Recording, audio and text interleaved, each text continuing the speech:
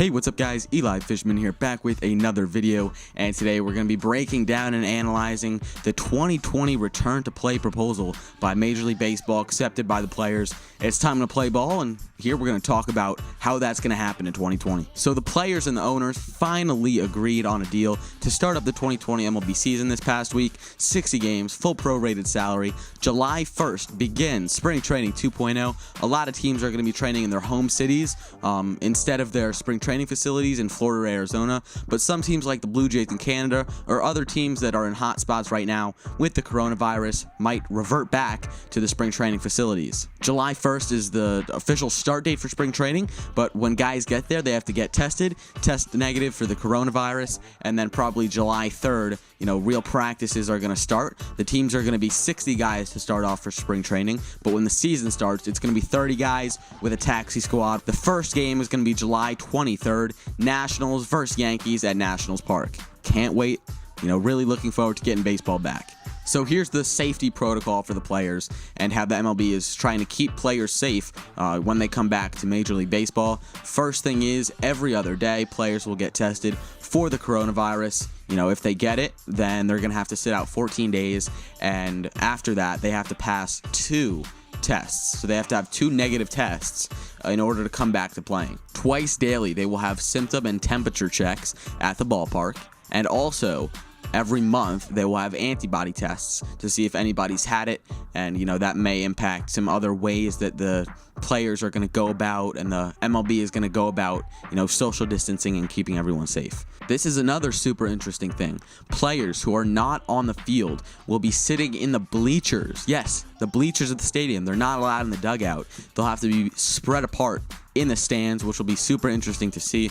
Really curious what they're going to do for the bullpen. Maybe either spread guys out in the bullpen or, in the seats on top of the bullpen. And when it's ready to warm up, they hop down from the seats into the bullpen. And obviously, a lot of other people have talked about it, but there will be no spitting whatsoever. I heard that pitchers are going to have a wet rag as well as a rosin bag to, wipe stuff on that and also get their hands wet instead of spitting on it to throw a pitch. So that'll be interesting to see.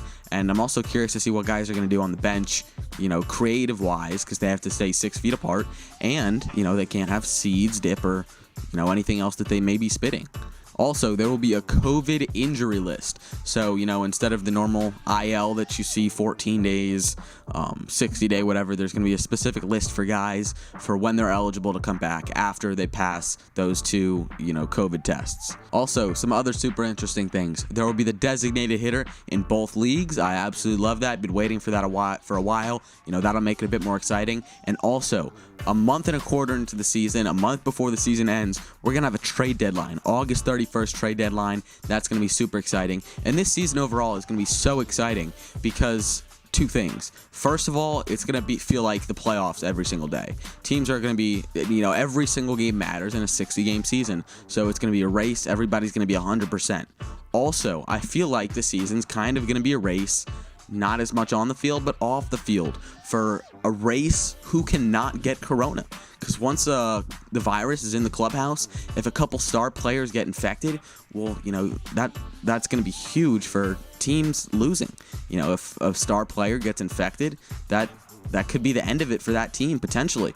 Another thing is, since, the MLB isn't playing in hub cities, and since the players aren't quarantined, it's going to be all on the players and staff to social distance, wear masks, all that stuff, and not get the virus. And it's up to the older players to make sure that the younger guys aren't out going clubbing, are out social distancing to make sure that everything goes smoothly. Because if corona does happen again in a clubhouse, it will not be good for the team and could potentially totally devastate a team for the entire season if a couple players get on that 14-day injured list or corona list and they're out for a little bit. Those 14 games are so huge in a 60-game season. I have a couple other worries about the season.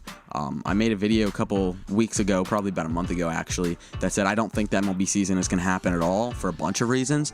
I'm still a bit weary. I don't know if it's going to happen, but right now my number one worry is somebody like Mike Trout, Ronald Acuna, Aaron Judge, a big player like that is going to get COVID, and then, well, what's going to happen?